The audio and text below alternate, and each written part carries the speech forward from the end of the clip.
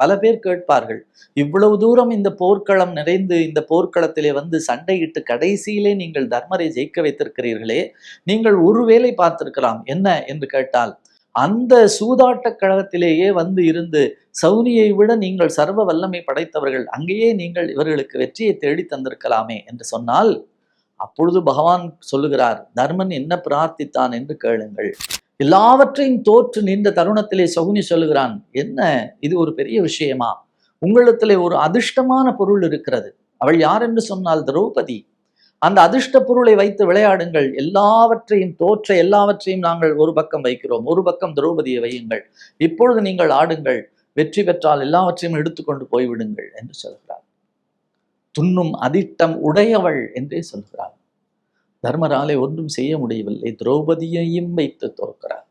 செல்வம் தோற்று வாடுபவன் பின்னாலே வரமாக நின்றாரை வணங்குவீரே. அப்படிப்பட்ட இறைவனை வணங்கினால் நாமும் எந்த இடத்திலே எப்படி சூழ்நிலையிலே நாம் கலங்கி நின்றாலும் கூட அந்த கண்ணன் நமக்கு வரமாக வருவான் என்பதை உறுதிப்படுத்தி இந்த பாடலையும் இந்த சம்பவத்தையும் நமக்கு தருகிறார் என்று சொன்னால், நாம் அவன் பாதங்களை பற்றி கொள்வதை தவிர வேறு என்ன வழி?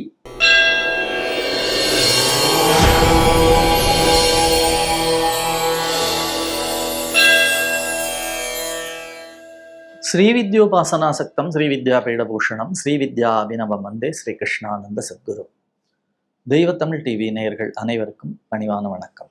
அன்பிற்குரியவர்களே, கவியரசர் கண்ணதாசனுடைய கிருஷ்ணர் அந்தாதி பாடல்களை நாம் சிந்திக்கக்கூடிய பேற்றினை பெற்றிருக்கிறோம். இறைவனுடைய திருவடிகளை நம்பி இறைவனையே சரணாகதி அடைந்தால் இறைவன் எப்போதும் நமக்கு துணை வருகிறான் என்று சொல்லக்கூடிய அற்புதத்தை நமக்கு இறைவன் அருளி இருக்கின்றான். அந்த வகையிலே இறைவன் எப்பொழுது வருவான், எங்கே வருவான், எந்த நேரத்திலே வருவான், எந்த சூழ்நிலையிலே வருவான் என்றெல்லாம் நமக்கு தெளிவுபட சொல்லுகிறார் நம்முடைய கவியரசர் அவர்கள். ஆடுகளம் சூதாட்ட கழகமதில் தர்மனவன் ஆடுகின்றான், கூடும் அவர் தம்பியரோ கைகட்டி வாய் மூடி குமுறுகின்றார்.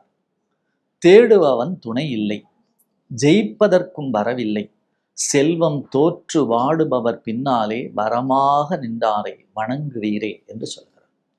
ஆடுகளம் சூதாட்ட கழகமதில் தர்மனவன் ஆடுகின்றான். இவர்கள் மாளிகையை பார்க்கத்தான் வந்தார்கள்.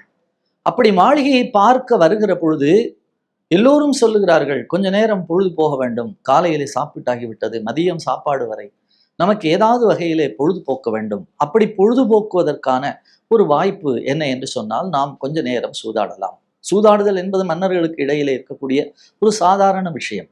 ஆகையினாலே சூதாடலாம். தர்மன் சொல்லுகிறான், நான் சூதாட வரவில்லை, எனக்கு தேவையில்லை. என்ன ஒரு சக்கரவர்த்தியாக இருக்கக்கூடிய நீங்கள் சூதாட வரவில்லை என்று சாதாரணமாக சொல்லுகிறீர்களே, இது பொழுதுபோக்குக்காக, விளையாட்டிற்காக, இதிலே ஒன்றும் தவறில்லை என்று மீண்டும் மீண்டும் சகுனியும் மற்றவர்களுமாக பேசுகிறார்கள். கடைசியிலே ஒரு வழியாக தர்மனை என்ன செய்கிறார்கள், சூதாட்ட கழகத்திலே உட்கார வைத்து விட்டார்கள். அவனை சம்மதிக்க வைத்து விட்டார்கள். அப்படி சம்மதிக்க வைத்த பொழுது தர்மன் மனதிலே நினைக்கிறான், இந்த இடத்திலே என் பகவானை நான் நினைக்க வேண்டும். நான் நன்மை செய்கிற பொழுது பகவானை நினைக்கிற பொழுது மாதிரி இந்த மாதிரியான ஒரு தவறான செயல் செய்கிற பொழுதும் நான் பகவானை நினைக்க வேண்டும். ஆனால் ஒரு பிரார்த்தனையை மட்டும் நான் செய்கிறேன், தயவு செய்து இது போன்ற சூழலிலே பகவான் இங்கே வந்து விடக்கூடாது என்று தர்மன் யோசிக்கிறான். ஆகையினாலே தான் பகவான் அங்கே வரவில்லை. பல பேர் கேட்பார்கள், இவ்வளவு தூரம் இந்த போர்க்களம் நிறைந்து இந்த போர்க்களத்திலே வந்து சண்டையிட்டு கடைசியிலே நீங்கள் தர்மரை ஜெயிக்க வைத்திருக்கிறீர்களே, நீங்கள் ஒருவேளை பார்த்திருக்கலாம். என்ன என்று கேட்டால், அந்த சூதாட்ட கழகத்திலேயே வந்து இருந்து சௌனியை விட நீங்கள் சர்வ வல்லமை படைத்தவர்கள், அங்கேயே நீங்கள் இவர்களுக்கு வெற்றியை தேடி தந்திருக்கலாமே என்று சொன்னால், அப்பொழுது பகவான் சொல்லுகிறார், தர்மன் என்ன பிரார்த்தித்தான் என்று கேளுங்கள். தர்மன் என்ன பிரார்த்திக்கிறான், பகவானே இந்த இடத்திற்கு மட்டும் நீங்கள் வந்து விடாதீர்கள், என்றால் இது சூதாட்ட கழகம், இங்கே உங்களை வர வைத்த பாவம் எனக்கு வரக்கூடாது என்று அவன் பிரார்த்தனை பண்ணி கொண்டிருந்தான். அங்கே எல்லோருக்கும் தெரிந்த செய்திதான். துரியோதனன் நேரடியாக உட்கார்ந்து ஆடவில்லை. துரியோதனன் என்ன செய்கிறான், எனக்கு பதிலாக சகுனி மாமா இருந்து ஆடுவார் என்று சொல்லுகிறான். அப்படி எனக்கு பதிலாக சகுனி மாமா இருந்து ஆடுகிறார் என்று சொல்ல அடுத்த கணமே தர்மர் என்ன செய்திருக்கலாம், எனக்கு பதிலாக கிருஷ்ண பரமாத்மா ஆடுவார் என்று சொன்னால் அன்றைக்கே ஆட்டம் முடிந்து போயிருக்கும். பகவானை தாண்டி என்ன செய்ய முடியும் சகுனியினாலே? ஆனாலும் கூட விதிவசத்தினாலே தர்மன் என்ன நினைக்கிறான், தன்னுடைய பக்தியின் உச்சத்தினாலே பகவானை இதற்கெல்லாம் அழைக்கலாமா என்று அழைக்காமல் விட்டு போய்விட்டான். என்ன நடந்தது? அந்த சூதாட்டத்திலே எல்லாவற்றையும் இழந்தார்கள். தங்களையே இழந்தார்கள். கூடும் அவன் தம்பியரோ கை கட்டி வாய் மூடி குமுறுகின்றார். என்ன செய்ய முடியாது, என்ன செய்ய முடியும் என்று எல்லோருமாக திகைத்து போய் நிற்கிறார்கள். அவர்களை தோற்றதோடு மட்டுமல்லாமல் பாஞ்சாலியும் தோற்க வைக்கிறார்கள். எல்லாவற்றையும் தோற்று நின்ற தருணத்திலே சகுனி சொல்லுகிறான், என்ன இது ஒரு பெரிய விஷயமா? உங்களிடத்திலே ஒரு அதிர்ஷ்டமான பொருள் இருக்கிறது. அவள் யார் என்று சொன்னால் திரௌபதி. அந்த அதிர்ஷ்ட பொருளை வைத்து விளையாடுங்கள். எல்லாவற்றையும் தோற்ற எல்லாவற்றையும் நாங்கள் ஒரு பக்கம் வைக்கிறோம், ஒரு பக்கம் திரௌபதியை வையுங்கள். இப்பொழுது நீங்கள் ஆடுங்கள், வெற்றி பெற்றால் எல்லாவற்றையும் எடுத்துக்கொண்டு போய்விடுங்கள் என்று சொல்கிறார். துண்ணும் அதிர்ஷ்டம் உடையவள் என்றே சொல்கிறார். தர்மராலே ஒன்றும் செய்ய முடியவில்லை. திரௌபதியையும் வைத்து தோற்கிறார். அதற்கு பிறகுதான் அத்தனை துன்பங்களும் நிகழ்ந்தன. அத்தனை துன்பங்களையும் அவர்கள் பொறுத்து கொண்டார்கள், தாங்கிக் கொண்டார்கள். 12 ஆண்டுகள் கானகத்திலே அவர்கள் பட்ட துன்பத்திற்கு அளவு இல்லை.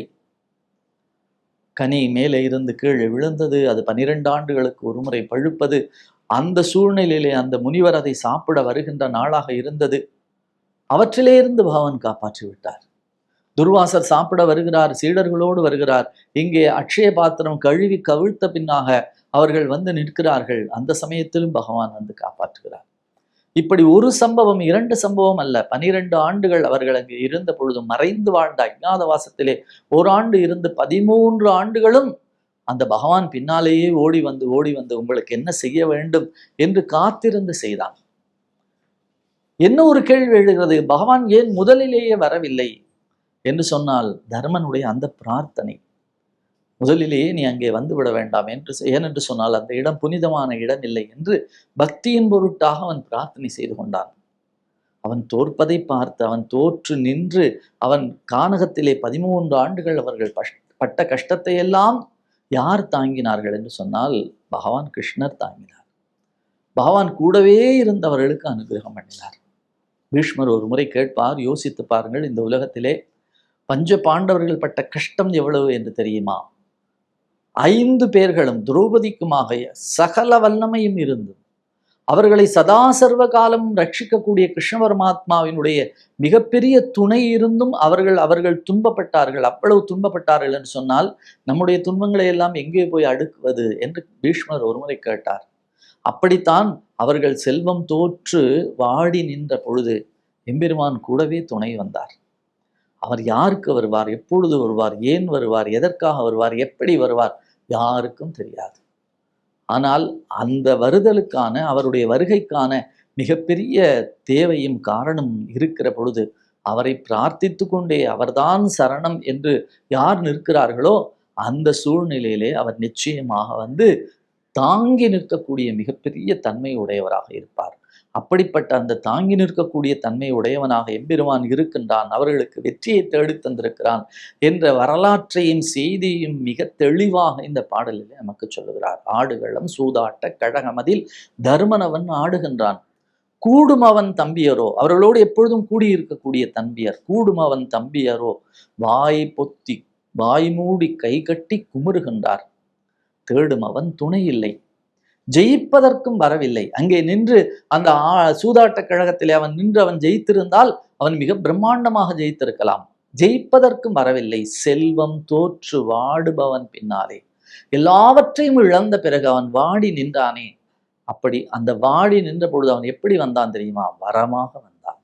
செல்வம் தோற்று வாடுபவன் பின்னாலே வரமாக நின்றாரே வணங்குவீரே. அப்படிப்பட்ட இறைவனை வணங்கினால் நாமும் எந்த இடத்திலே எப்படி சூழ்நிலையிலே நாம் கலங்கி நின்றாலும் கூட அந்த கண்ணன் நமக்கு வரமாக வருவான் என்பதை உறுதிப்படுத்தி இந்த பாடலையும் இந்த சம்பவத்தையும் நமக்கு தருகிறார் என்று சொன்னால், நாம் அவன் பாதங்களை பற்றி கொள்வதை தவிர வேறு என்ன வழி என்று சிந்தித்து பார்ப்போம்.